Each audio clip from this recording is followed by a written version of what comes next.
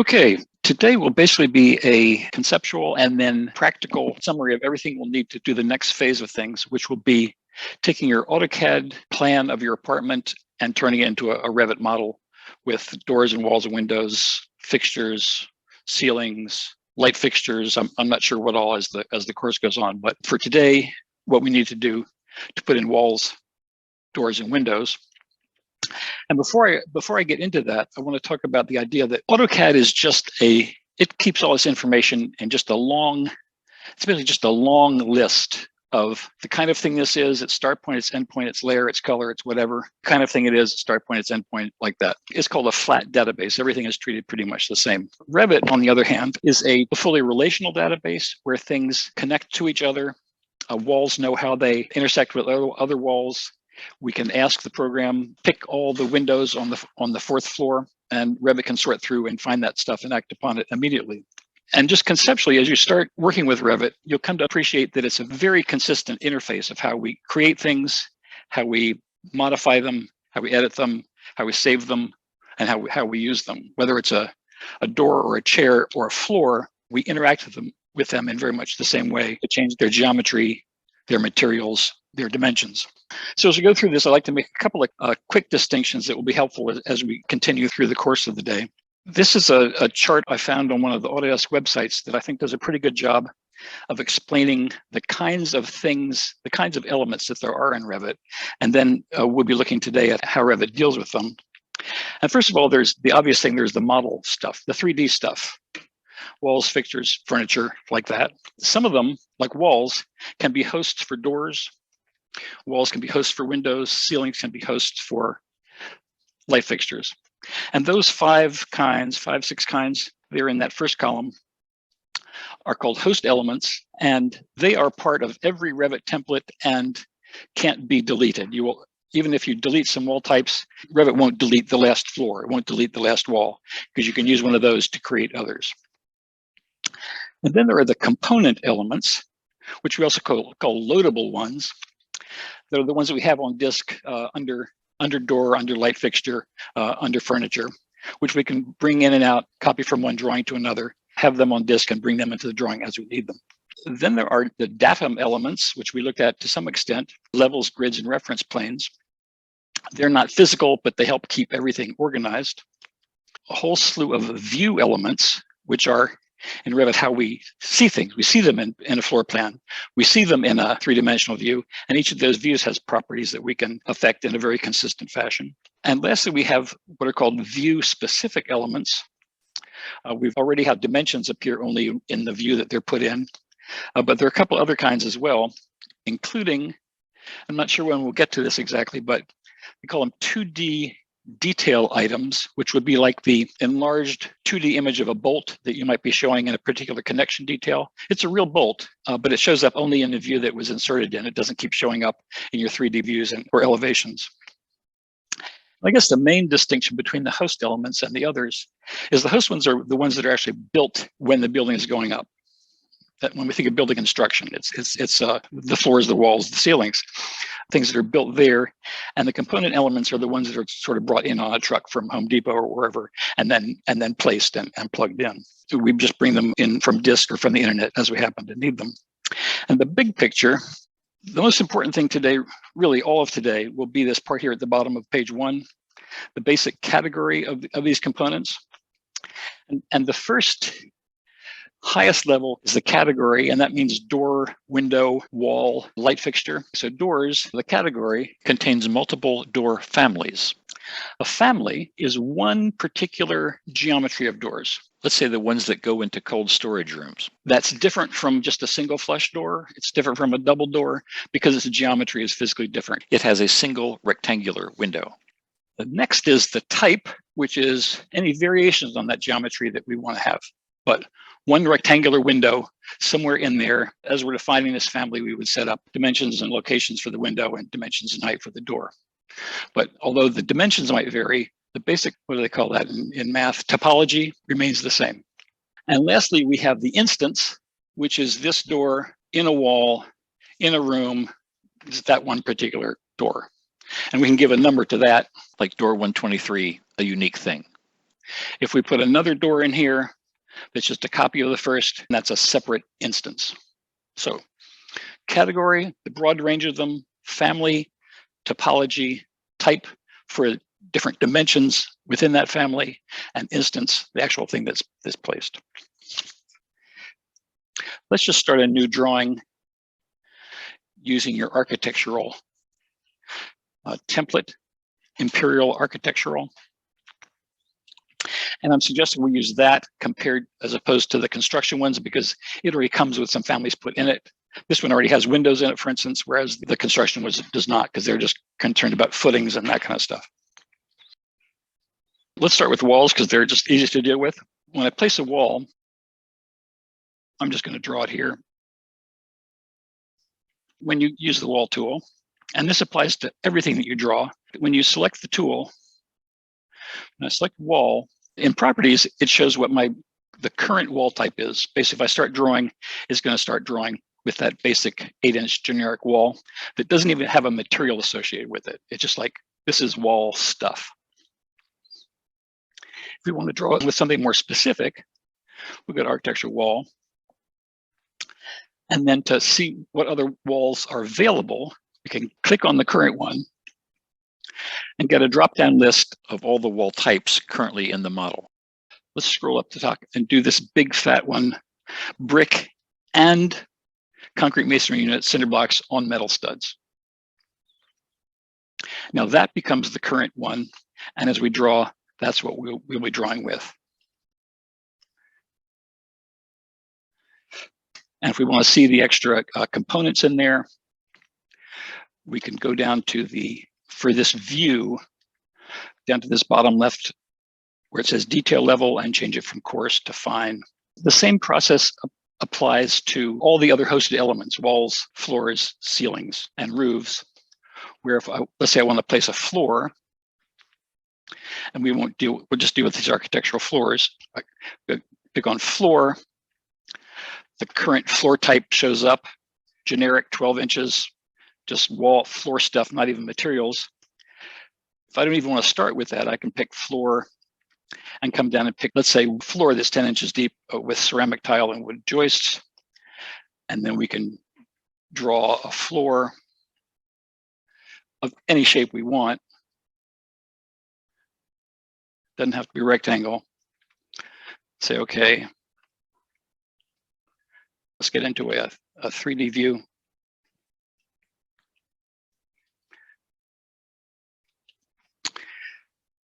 And I'll just put this in realistic. We can see that there's little tiny floor tiles. That same process applies to all these guys. And you can see that when I turn that view on, that's that brick wall with brick on the outside and concrete block and stuff, I guess plaster on the inside.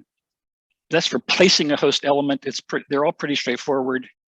If I go into go back into a floor plan view and say insert a ceiling. I'm going to automatically be finding 4 bounding walls and putting that in. I'm just going to sketch it with a rectangle.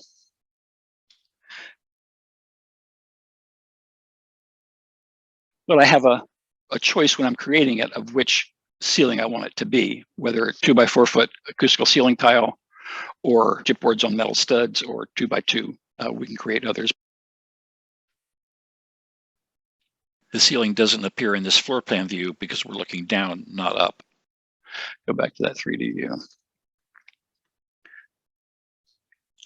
So there's the ceiling with 2 by 4 foot ceiling tile looked at from below. They all function just the same way. You pick the tool, you pick the one you want, and then you go and draw it. In Revit, it's nearly an identical operation to place a chair as it is to place a wall. For doors and windows, they're loadable components. They come in a truck from Home Depot. Those you can pick right off of here. Door. And place either in a 3D view or a 2D view. Architecture window the same way. Turning on the shading you see is down here, visual style, and then you click that and go to realistic. Doing it this way will slow your computer down, but it's really worth it. So you just have to decide how you're working. If you want to see what things are looking like, go to this one. If not, you go back to the hidden line. Let's leave it here for now. I'll move this wall over to this floor so we can see some stuff. Get rid of that. Ceiling.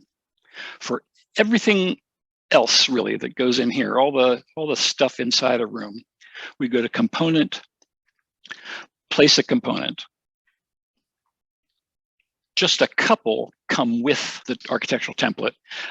Desk is the only furniture, and for some reason they do parking spaces and some trees and some picture frames. We talked about that before, but let's just do a 60 by 30 student desk. When you click it, it becomes the current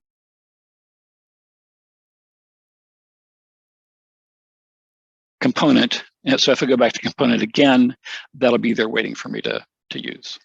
So really, whatever in all of these, whatever is the last thing that you placed is the thing you will continue to place unless you make a change. So right now, under the category of furniture, I got a desk and I got 3 different sizes of desks.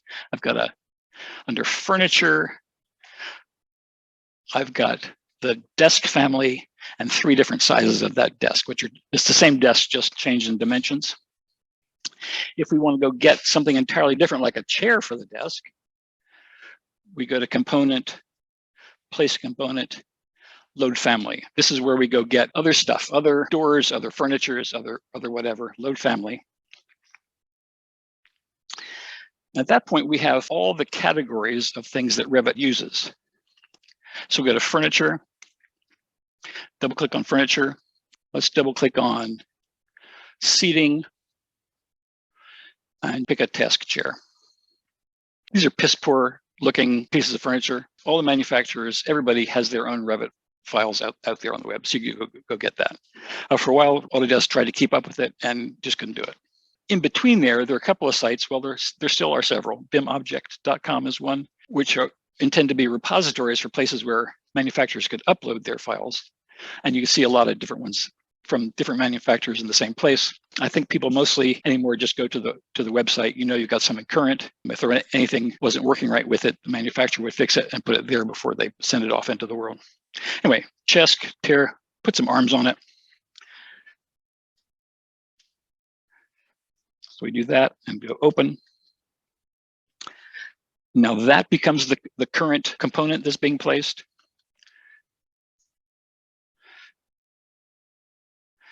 I'll rotate that just for make it look better. So now if I go to component, place a component, and click over here, I will see I've got these are all in alphabetical order. Chair with task arms, desk. That's the family, and it's 3 types. It's 3 different sizes of the same geometry. So we can pick a big desk and put it here and get the executive size. But identical process for every different kind of thing you put in here. Toilets, telephones, doesn't matter. Same exact procedure. The only trick is component, place component, load family. It'll take you back to the most recent subfolder you were in. If you want to go back to the top, you can click on Imperial Library, which should be on your list over here, over on your favorites over on the right. If not, you can just keep going up and up until you get to here. The other question would be, where does an exit light show up? Is that lighting? Is that electrical? Is it like somewhere in emergency equipment? Is that in fire protection? Accessories? Guess not. I'm doing this on purpose. I actually forget where it goes. Let's see. Let's say lighting. Let's say MEP, interior, emergency wall light. There you go. So that'd be the one that sticks up. Well, that's not the exit sign, but the one that just turns on with the battery when exit light. Don't know where an exit light is. This is when I get on Google and type Revit exit light location, and somebody tells you it's down in this folder like that. Emergency wall light, I'll do that. Open it. That becomes the new current component.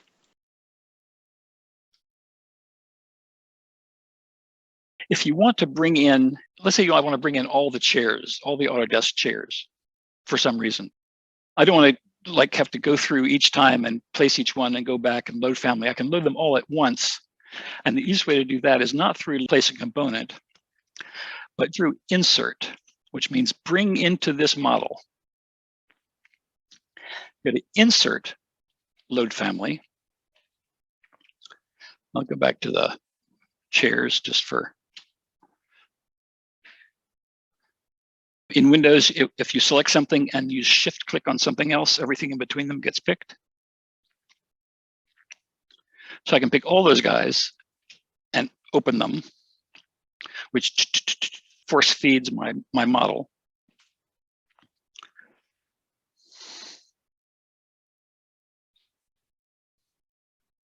And you'll notice sometimes when you do this, not from the Autodesk site, but from others, it'll say family was last saved in a 2012 version update to 2023, and you say yes.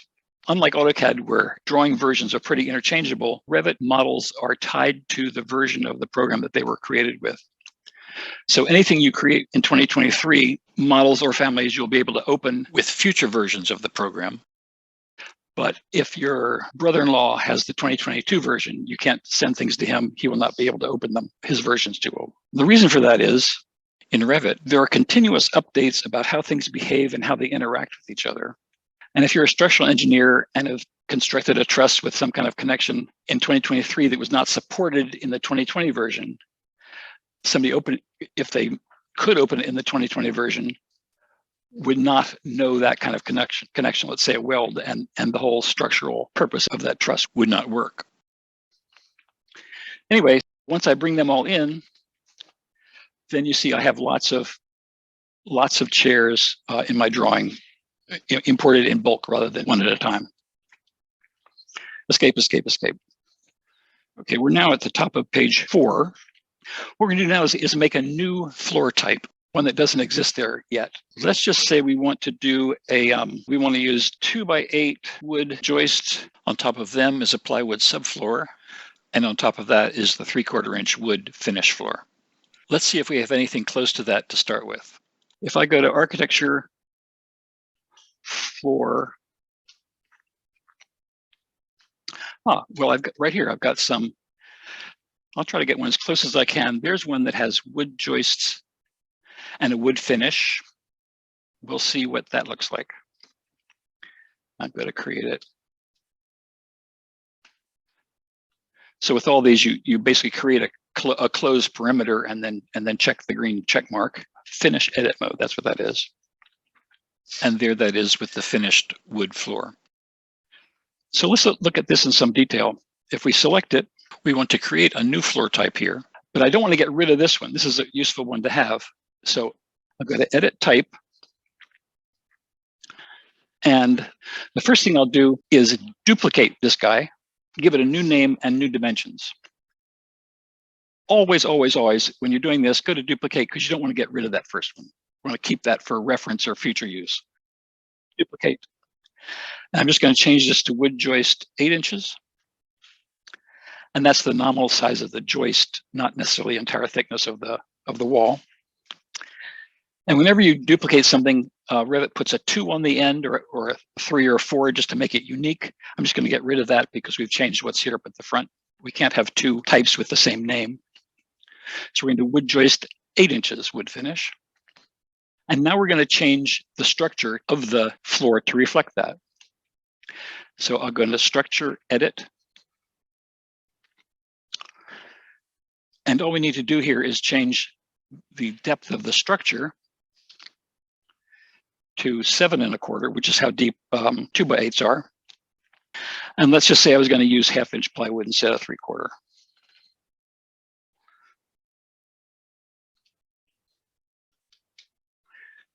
Leaving oak flooring on top like that. We'll leave this at 3/4. I'll say okay. And then when I hit okay again, we're going to see this get marginally smaller. the size of the joist shrank. With all these planar hosting elements, walls, floors, and ceilings, we're building stuff up in a series of layers of materials, either vertically or horizontally. With that list, that stack of materials that goes from inside to outside on walls and from top to bottom on the other hosting elements, we can insert and delete layers as needed for that particular type. Once you've got your floors and walls and ceilings set, they're pretty much good for your whole project. But we do end up with a lot of variety with doors and windows, different sizes, different styles, different framing, that kind of stuff. Get back into my 3D view. And if we want to, on top of page 5, general procedure for creating a new type, usually a new size of a loadable component like a door, selecting something and then clicking here. If I pick a door, it'll give me a list of all the doors. If I pick a window, it'll give me a list of all the windows, and not just of that family, but all of them. If I had double doors in here, it would be showing up double doors here. But I see I've got these are all sort of the standard sizes that just came with Revit. But let's say I've got a skinny little closet door that I need to be 24 by 80, and that's not one of my options. Let's say this one wants to be a closet door. I go to Edit Type. And again, I'm going to keep this one because 36 by 84 is a real common size that I want to get rid of it. I'm going to duplicate it and call it 24 by 84 and get rid of the 2 there.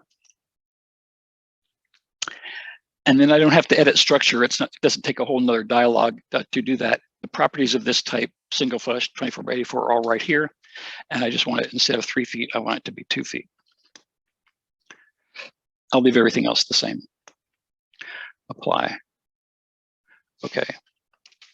So then that shrinks down to 24 inches. And it's going to be the same in the plan and all like that. The same process works for every kind of thing we've got. Let's take this desk right here. I want to make this desk 8 feet long. Right now it's 3 by 6 feet. If I edit type, duplicate, since this one's doing it in inches, I'll do it in inches as well. 96 by 36. Let's just do it 96 by 48 just to really see it. 4 by 8 sheet of plywood on top. So I've changed the name now.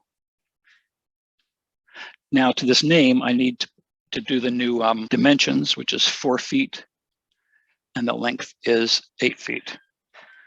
Footmark's not necessary. Revit fills it in. And then apply, and okay. So just change it like that. Almost all the Revit families are put together so they can be resized. It's different from the way that AutoCAD would scale a block. If in AutoCAD, I made this desk right here, I scaled it to be twice as long. The legs would have gotten twice as fat. The drawers would have gotten twice as long. But here we can see that even though the whole dimensions got bigger, the drawers are the same size, the legs are the same size. The only thing that changes is the overall dimension. There's really quite a different effect. Actually, what I found on a church project, we were importing some AutoCAD drawings where some roof trusses, to make them fit, they've been scaled some 0.95 of the size they were actually met just to be able to fit. But when they came into Revit, they were kicked back to their original size. Revit didn't have the ability to, and I guess there's a good reason for this, didn't have the ability to just take them in at the size that they were. So we had to trace line work and then bring in the line work and make solids out of that. But in all of these, it's just a straightforward procedure of selecting something that's close to what you want, picking edit type, picking duplicate, new name, new dimensions, okay. Over and over and over again. Where we kind of did this thing, exercises with floors, worth doing again, make a new floor type. You know, something, if you want it to be easier to start with that Imperial architectural template instead of the construction one, if we go to File, Options, and go to File Locations, it lists the templates in the order that they show up. So if you pick Imperial Architecture and move it up, then that'll be the one that starts your drawings. If you want to get rid of all the metric ones, you just click them and click the minus and they go away. Won't show up on your list at all.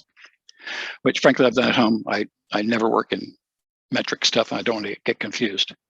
So that's that one to the top.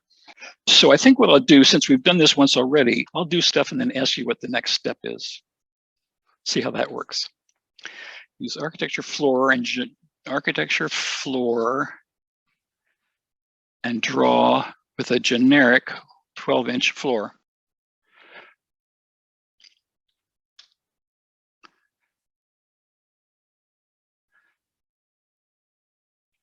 They can be any shape you want, floors, however you want to draw them.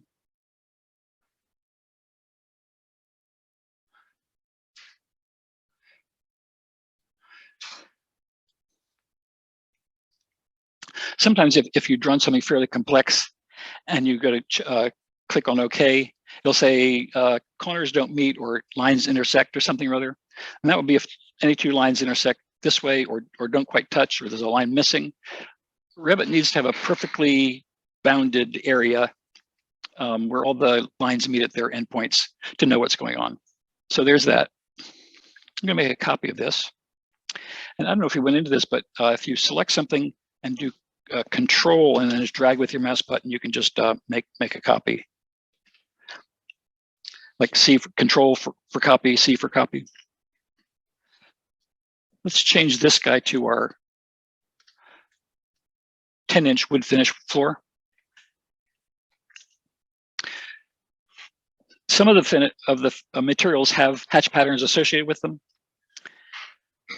The one we did with the tile did not, because they were so tiny it would just block it up solid. But this one you can create a pattern and assign it to that to have a sense of what kind of a floor that is compared to other ones. Okay, so that's wood joists, 10-inch wood joist with a wood finish. How would I change this to 12-inch wood joists? That's my question for you. Edit type. Now what do we need to do? No, you just answered. Somebody else. You can read it off the page if you want to. Page 6. Do I have to call on people? You're lost? Well, if you're lost, tell me you're lost. Okay, question is, how do we change this guy, which is wood joist 10 inches to wood joist 12 inches? And Katie said, select it and edit type, which we do. Duplicate, very important, duplicate. And it's up there at the top because you sort of work your way down, and that's as important as anything else. We'll just change this to wood joist 12 inches. And you don't have to, but it's just confusing. Or like, what's that all about? Wood joist 12 inches, okay. So now it's wood joist 12 inches, but it's still 10 inches deep. So what happens? Got it. That's what we got to do. Edit the structure.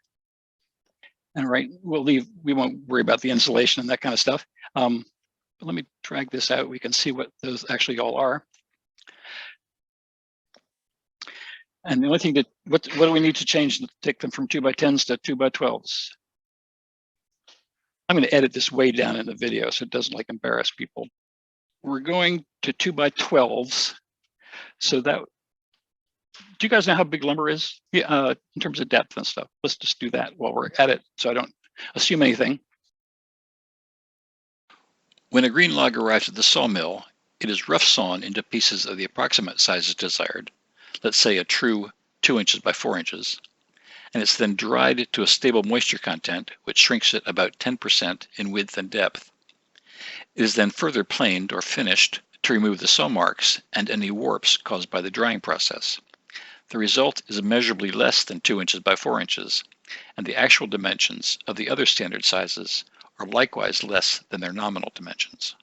So to change this guy from a 2x10, which is 9 1/4, so 2x12s are 11 1/4 inches deep.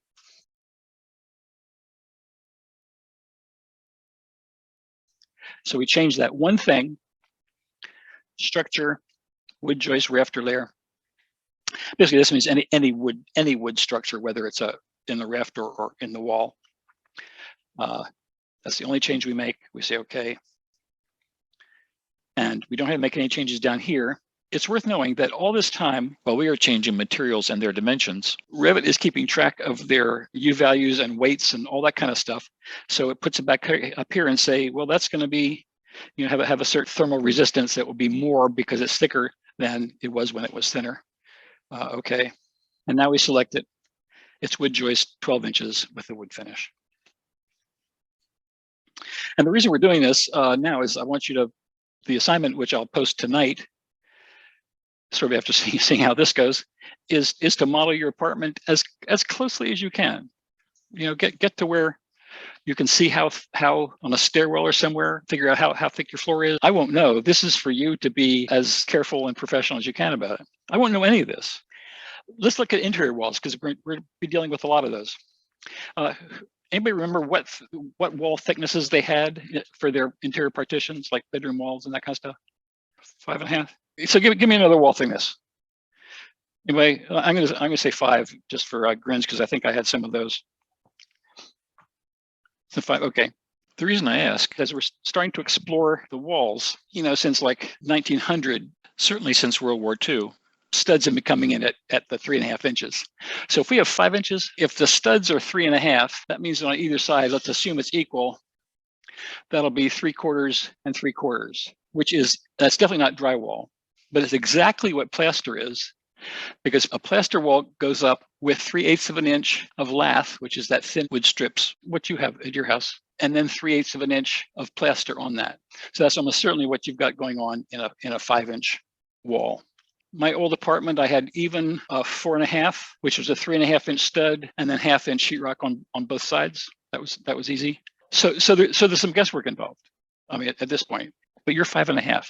I mean, it could be 3.5-inch studs with 2 sheets of sheetrock on both sides. Maybe we just do it that way. Just say it's a stud with an inch of sheetrock on both sides. It's not until you know. Well, and the nice thing is, if we get the width right, and at some point, some drunken friend bangs a head through a wall or something or other, then you can go and measure and see what it is. Where was I? Let's figure we're going to make a wall that is actually 3.5-inch studs with a 1/2-inch chipboard on both sides. So what's close to that, we want to go to interior. Let's just take this 4 7/8 inch partition, which is the standard metal stud wall with 5/8 inch chipboard on both sides. What you'll find in any modern office building. So there's that.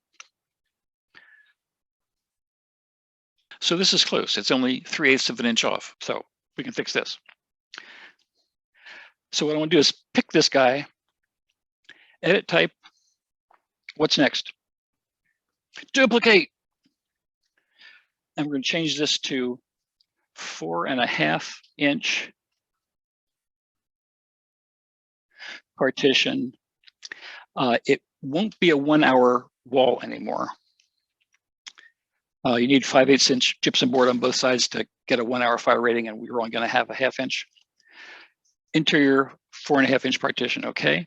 And then we've changed the name. Now we just need to change the structure to accommodate. I'm going to change both finishes to, you can just type 4/8 and it'll change it right to 1/2 inch. It's a smart program. And we need to do 2 things here with the structure. One is to change the thickness to 3.5. And the other is to change the material to wood. Right now it's set up for metal stud layers. And the reason metal studs are used, they're much lighter than wood. They screw together as opposed to being nailed together. They go up fast, easy to use, especially in office situations. They're not as acoustically private as wood ones, though. Anyway, once we've got our dimension set, to change the metal stud layer to the wood rafter layer, if we click on it, we get this little ... meaning click here and see what else is available. Go there, and I think we can just type wood up here. This is a search box for all the materials. That brings up all the ones that are wood or have wood in the name. And we're going to use this structure wood joist / rafter layer. It should say stud in there, but it doesn't. If we're going to insulate it on an exterior wall, we could use that one. And if we use that, Revit would be keeping track of the thermal capacity of that wall as well.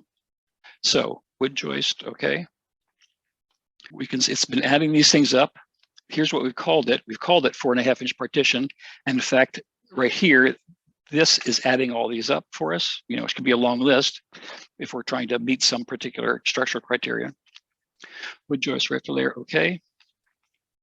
then we'll see that shrink marginally as we click OK there. Not much, but basic wall, interior 4.5-inch partition. So it's you know, it's like a 3-step process to do that. It's not a big deal. By the time you've done it, you know, 3 or 4 more times, it'll be entirely second nature. And it's really why you do have to keep your properties palette open while you're doing this kind of work. As an exercise in placing, and we looked at this before. Let me just do a this is just a rectangle here. If this was the inside of the room that we measured, you know, the walls themselves are outside here somewhere. When we're drawing walls, and we'll change this to be our new one, interior 4.5-inch partition. By default, Revit starts thinking that the line you're drawing is the center line of the wall, and we don't want that. That would make our room too small. What we do here when we're drawing the wall is to change the location line, which is to say the 2 points that we do are defining the inside face of the wall, and because that's what we know. And as you go clockwise, that'll work out well on there. If we go counterclockwise, you can see we're using that as the outside, but if you hit the space bar, it'll flip around to become the inside. So either way you want to do it is fine. I just mostly stick with the clockwise way of doing it. Oh, sorry. Wall.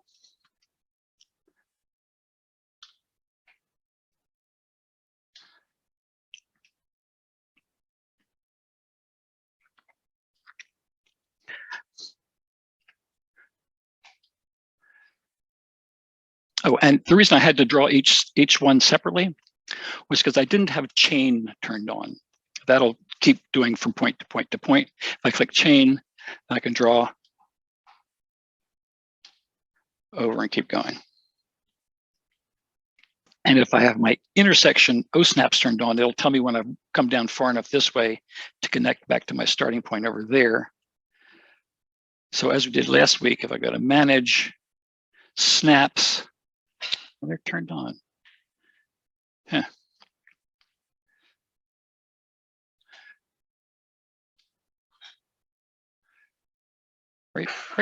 Right there. That's where I'm expecting to see that little line show up.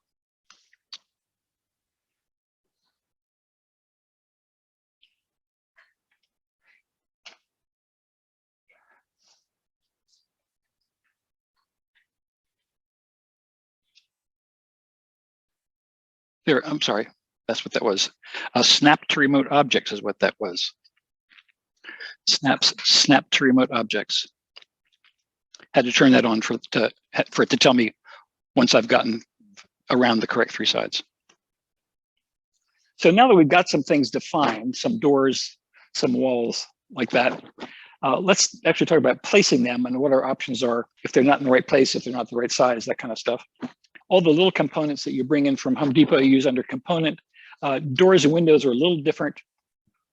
You still load them the same way, but they need a slightly different routine that will actually look for and insert them into walls or whatever they're going into. So they're sort of on their own. If we go to door, the current door is this single flush 3 by 7 foot door. And I'll just stick with that one. And it can drop right into place into any wall. Either after you've placed, anytime along the line, you can use these flipper arrows to decide where it goes.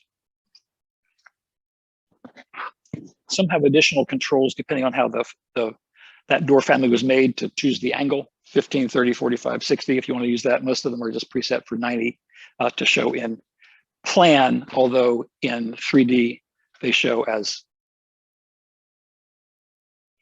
closed. That's kind of a big door. Let me just put some dimensions on that. I realize that's just for my bathroom. That's just too big for the bathroom. I've only got 30 inches between the tub and the light switch or something or other. So to To change it to a smaller size, I can select it, go over here to properties, click on what it is will highlight. Clicking there will drop down to the list, to the other available doors in the project, not just the single flush ones, but others if we had them. And I realized, okay, I want that to be a 30 by 80. I don't need a 7-foot door into my bathroom. I pick 30 by 80, and we can say that that shrinks down to 2'6". Piece of cake. When you're in a 3D view and are in this top view, so it's a 3D view, but we're looking straight down at it. Door. It confuses Revit some. It doesn't quite know what to do. It might think it's trying to stick it into the top of it, but if you get out into a view where it can tell what's going on, then you can place it. If you want a super skinny door, let's say this one wants like to be, instead of 24 by 84, it wants to be like a little 12-inch linen closet door. Pick this one. How do we make a new one? Edit, type, duplicate, 12 by 24.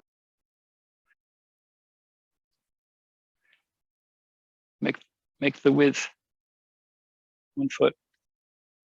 So some of these keep track of, for the carpenters, a rough width and a rough height, which is the actual opening in the 2x4s. We can ignore those entirely. So that goes to be our little guy. If this were let's say a door to a little raised furnace room or something or other, we can change the sill height from 0 to, say, 2 feet and move that up in the wall. Should you need to do that, you probably have to come through and put a little piece of trim underneath it, but they can move up and down. I decided I'd like this door to be something fancier. Right now, the only options I have in doors in the default architectural Imperial template are these single flush doors. I'm looking for those nice 6-panel ones like that. So, since none of those are currently loaded into the model, as with a component, when I didn't have in the model the one I needed, I go to place a component and load family for whatever those happen to be. Same way in architecture door, if the one I want isn't here, I go to load family for doors. I wish it would take me right to the door folder, but it doesn't. It takes me back to wherever I was last. So I'll scroll up to get to doors. And as we select these, we get a little preview up top.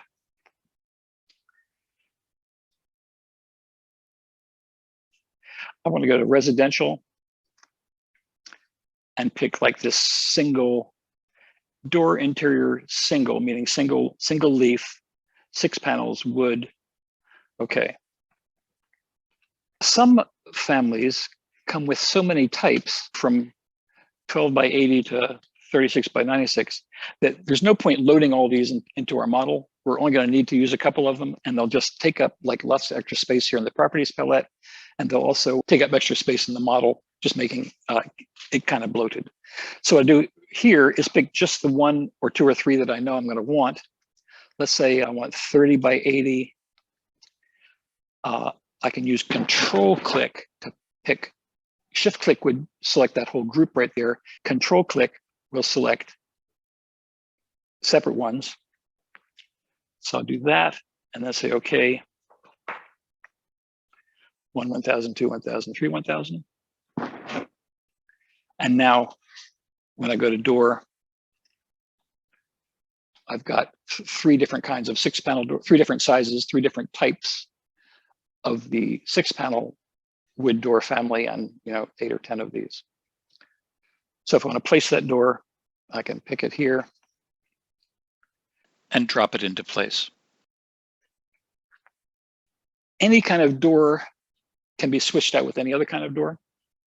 Any kind of furniture can switch out with another kind of furniture, any kind of window with another kind of window, as long as you stay within the broader category. So I can pick this flush door. Don't like it flush. I want it to be 6 panel. So there it is, flush, 30 by 80. I want it to be single panel, 6-panel 30 by 80 and just changes. Very speedy. We also have what are called nested families, where you might always want this door to appear with a certain kind of handicap latch handle, in which case, and we'll do this next semester, we're not going to edit families at all, but we could select this door, go into the edit family tool. It's already got a handle on it, huh? And for instance, switch this out for a different lever, and then that would show up. I think let me get out of here. No. There we go. Some of the components of families can be set to just the way that when we saw that wall in plan, we could turn on or off the display of the materials. In 3D, we can set our detail view to coarse and just see the door.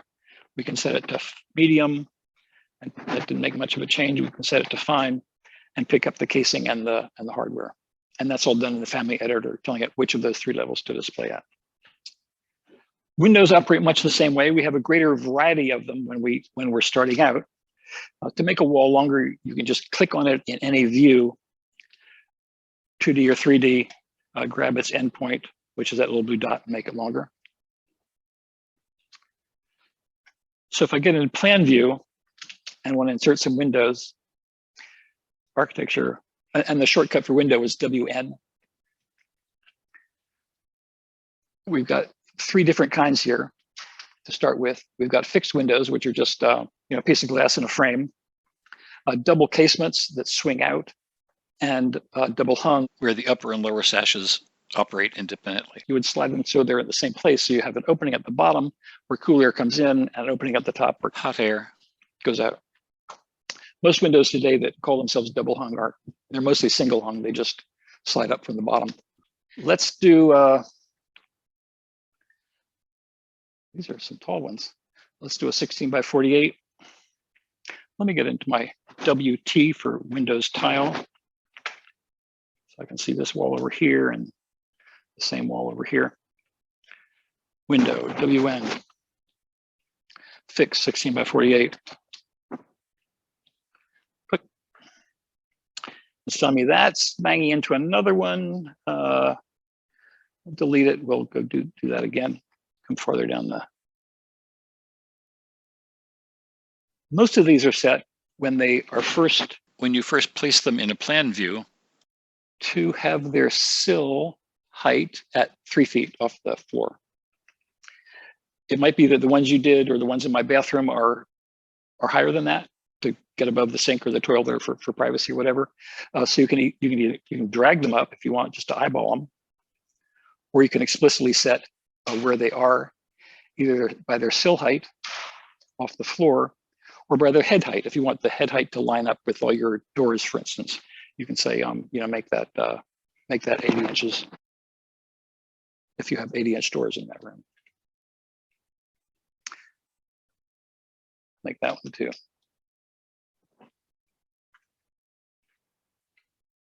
A couple other types of windows, just see what they look like. Casements. I don't know which is the inside of this house, but these all have doors and windows. Always show their flipper arrows on what it considers to be their outside. So if I saw that this was the inside of the house, I realized I placed this wrong. This really has to go out there. And that's all it takes to flip it, is hitting the flipper arrow. Then I've got my nice windowsill inside. Double hungs. Same process.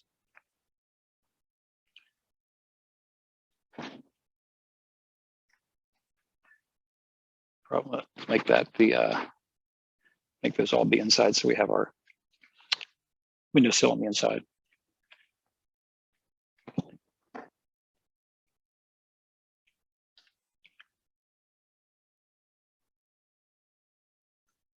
Again, let's say yours is 30 by 60.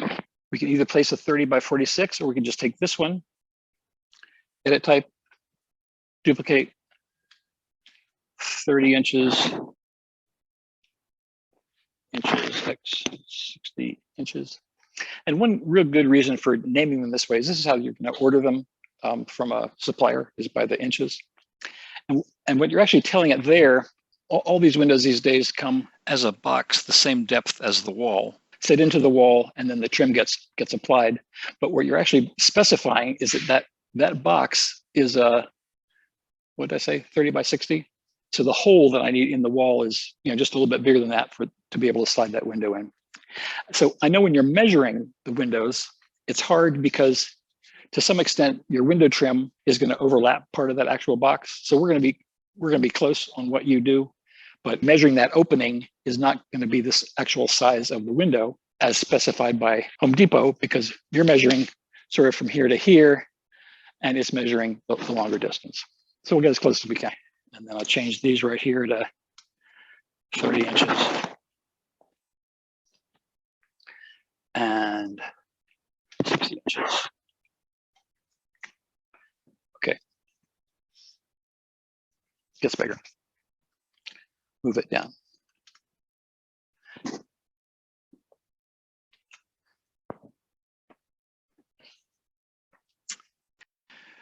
Okay, we've got just enough time to bring in our AutoCAD floor plan and to use that as a base model that we can trace into Revit. I put up on Blackboard I took that plan that we'd started with and just ferried out the rectangle. It's not a great plan, but it's there. This is what you'll be doing with yours. Let's do it with this one first, and then you can work on your own. Again, to bring anything from disk into the model, use the insert tool. And we've got two choices of how to deal with CAD files. We can link them, which is to say, bring up an image of the file that I can look at and I can click to it and stuff. But if the version on disk disappears or is modified, it will disappear or be modified in my Revit file, which I really don't want. Things move around a lot, especially when you're a student. So instead of linking CAD, we want to go to import CAD, which actually brings all the AutoCAD geometry into our model, and it'll stay there, regardless of what happens to the one on the disk. So import CAD, mine's up on the desktop, and it's apartment plan for wall exercise. And I wouldn't change any of this right now. 1, 1,000, 2, 1,000, 3, 1,000. There we are. They come in like wherever they feel like coming in. That can be very precise if we've taken the time to set up the origin of that drawing and stuff. But I can't move this as it is to get it down to the middle. So I don't even know if we talked about any object in Revit can be pinned in place. So we can't move it around accidentally in plan. And if we select this, we can see that this little pin icon shows up. And we can unpin it either by clicking on that or by coming up here to modify and clicking this is the pin button, this is the unpin button. And then we can move it, somewhere in the middle. And just to make sure that this is in fact the 2D drawing, I'll just go over to my 3D view and oh, that was that leftover light fixture. Go back to plan. I think I will pin this again, just so that if I grab it accidentally, I don't move it out from underneath the rest of what I'm going to be doing. So that's just your pin. I can select it, but I can't move it at all.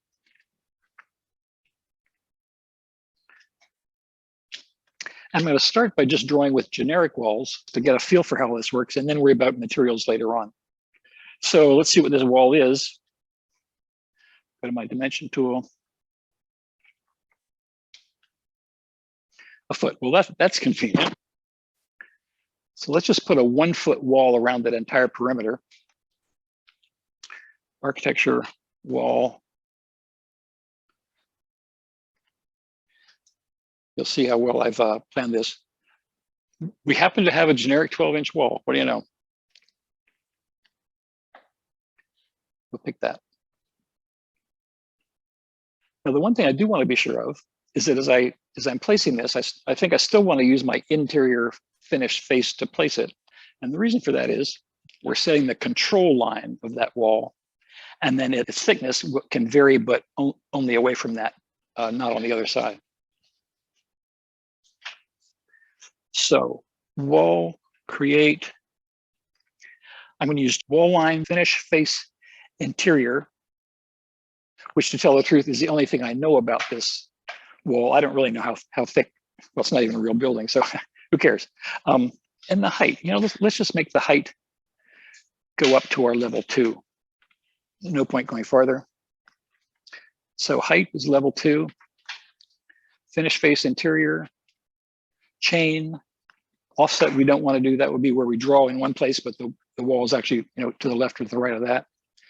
We're not radiusing the corners. So I'm just going to start here and head up to here. It's a little hard to tell what I've just drawn and what was there originally because the colors are all dark. So what I would like to do is to halftone the whole AutoCAD file. And we can control a lot of ways things display in a view by selecting them and right-clicking and saying, normally it's set up one way, but I don't like the way that this thing appears in this view. So I would like to override its graphic appearances in this view by element. And the one I like to do, I want to see it, but I would like to halftone it, just to drop it back down so that the lines that I'm putting in will be stronger and I can tell where I've drawn stuff. So right-click, override graphics in view, element, halftone. So I think this will be a little cleaner. I'll go back to wall WA. Start from where I finished, left off. Clicking to intersections or endpoints as I go. Get everything straight. And escape when I'm done. So I know that all those other walls are the same thickness. Let's see what that is. DI for dimension, 5 inches. Did I make one already? I made one already. Okay, good enough.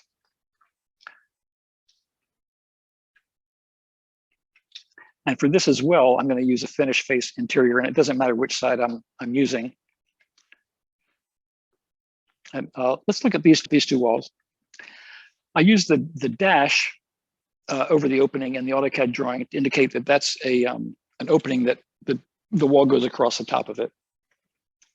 And just left it plain open to indicate that the two walls just came in, went both up to the ceiling, but it's the whole ceiling continues through that opening. So here, I just want to run my wall from there to there. And then from there to there.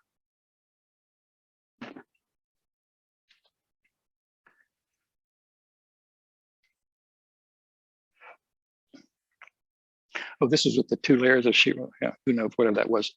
I don't need to see all this detail. It's making that look awfully chunky to me. So I'm going to turn my detail level down to, first button to a coarse, just to see the wall itself. So these are 2 separate walls. This is a single wall.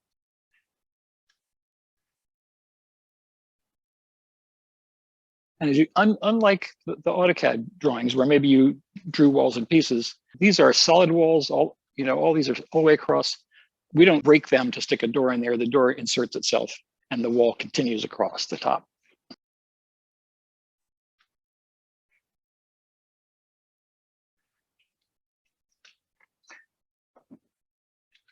If you find yourself at a place where the wall is coming down the wrong side, just from where you started, you could go back and pick the other corner, or you can hit the space bar, as I mentioned before, and the wall will flip over to the other side.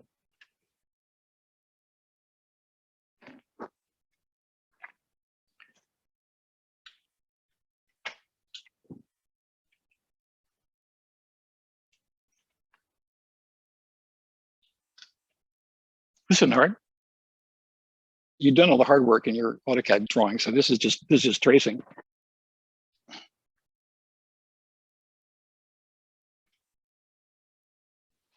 Escape.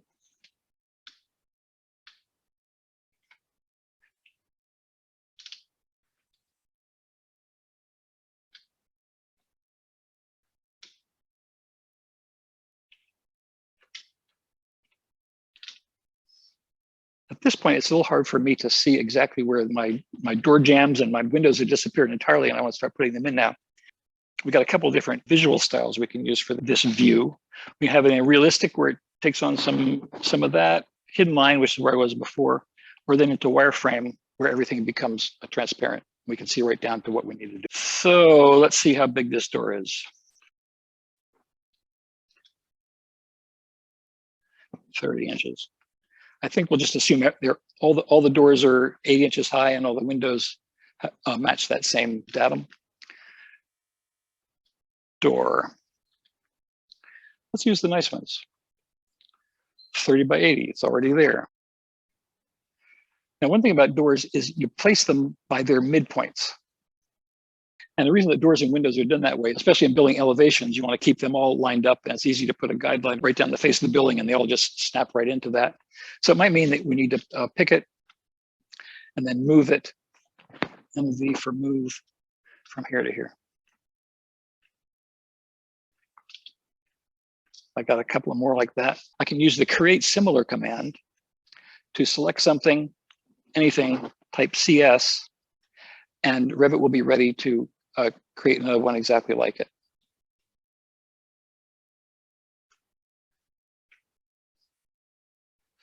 And you can use the space bar while you're placing it to flip the hinge side, and use the cursor to indicate which side of the wall it goes on. So it's ready to keep doing CS for me.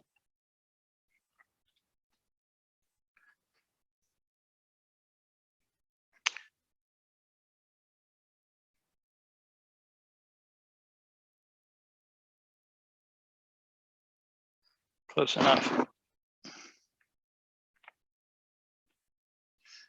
Oh, and then this one. So I got 3 oddballs. This actually is a distance 3.0 door. So how do I make that a 36-inch door?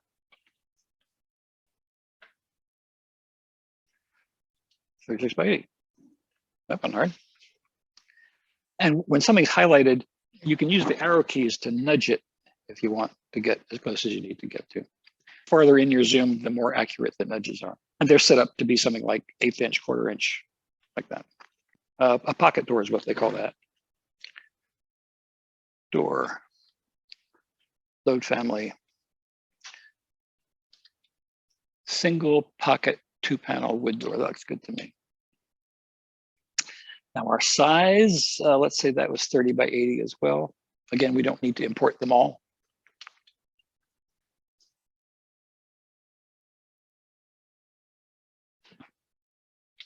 And that got inserted backwards, so I'll just flip it.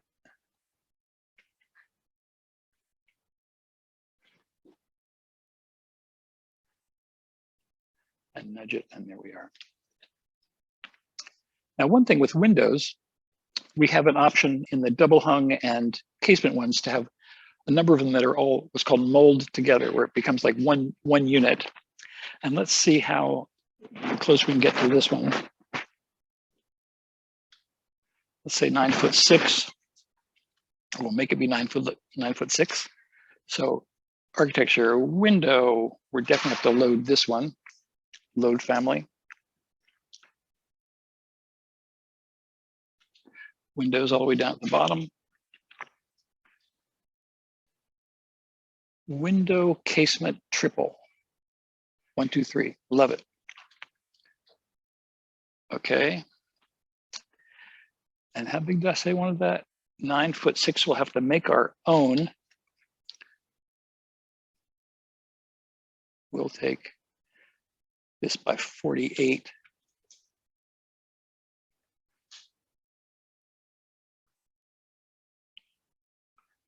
Center it on that. You know, these weren't drawn with anything in particular in mind. Now I want to make these guys into 9'6" wide.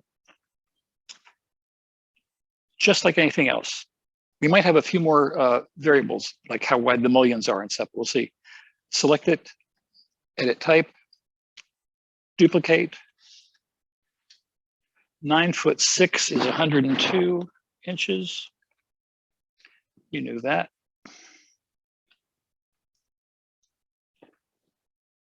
No, I'm sorry, it's not. 9'6". Yes. No. 9 feet is 108 and 6 is 14.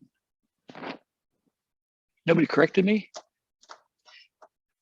Come on, you guys. Gotta get good with this.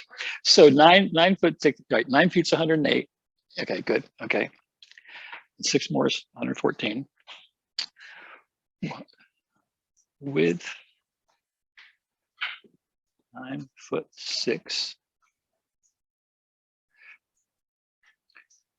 We'll just accept, and you notice something we can be changing here is their materials. I'm going to deal with that really much more next semester than this semester. But 9'6" and a half, 9'6", we said, 9'6", and 4 feet high. Oh, sorry, that was our rough width, our actual width. Oh, I see.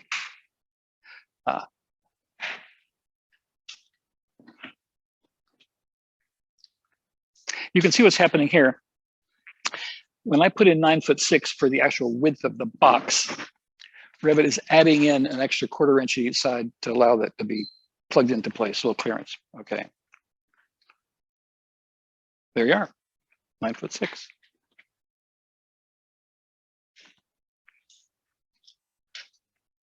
It's just easy. Once you get this sort of basic flow going, all these things work the same way. And these I can just copy and use Control Drag just to get it somewhere over there. These are all doubles. I would do a double and then copy it down and stuff, but you can see what we're doing here. Oh, one thing, the opening here, because some of you had openings between your different rooms. So this is a true opening. The ceiling goes right on through. For an opening where the wall continues, it counts as a door. Load family. Bing, bing. Oops, you can go too far. I don't know what's in those others. They just appeared here. Door opening. Door opening. Looks good to me.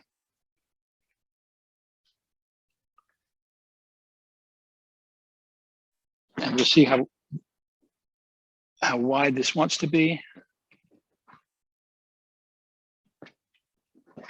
Distance from there to there. 5'9" is certainly close enough. So we'll pick this, edit type, duplicate. You knew that. 5'9" is 69 inches.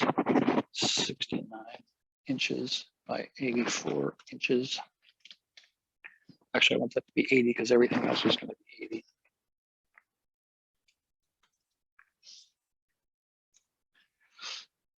Then we actually, that's just the name. Now I actually set the width to 5'9". And the height to 80. Okay.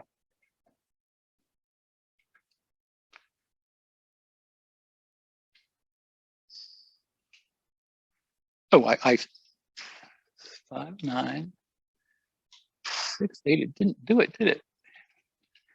5'9", rough width, 5'9.5", rough height. Shouldn't have to do this. But that's what it took. That surprises me, but you just sort of find your way around there. So here, there's two different opening types. This all the way up to the ceiling, and this one just to the top of the door. We're going to ignore stairs, if you got any. I mean, they're here in plan.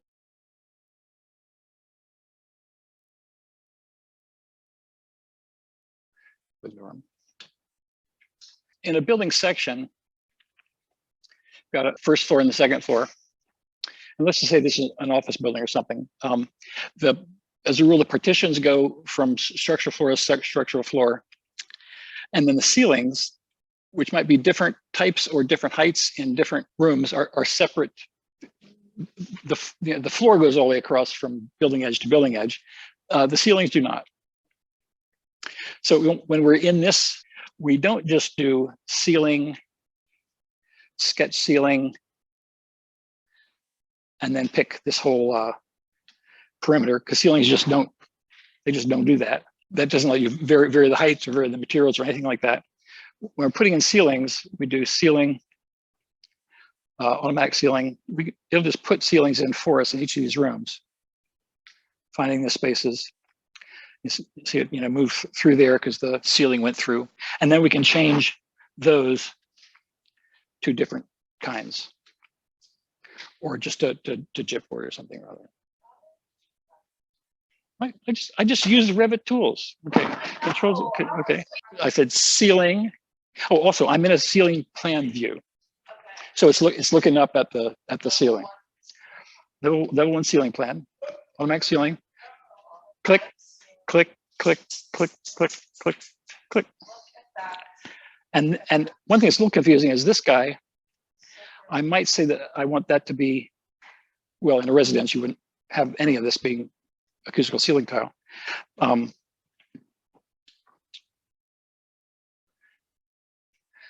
But there's no way of knowing that ceiling is there. So I usually go through and apply a material to that, like a little sand texture or something, just to let me know that it's physically there. But anyway, so we want to do that. And then once those are in, we can be putting in light fixtures and stuff.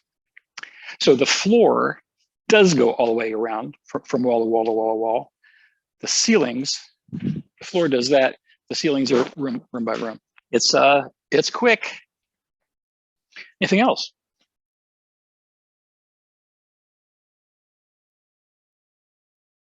I meant to mention this, actually.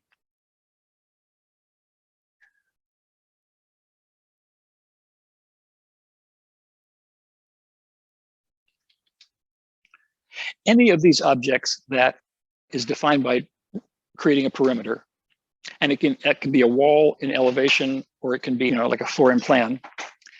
If you select it and go to edit boundary, any shape that you then put inside it becomes avoided.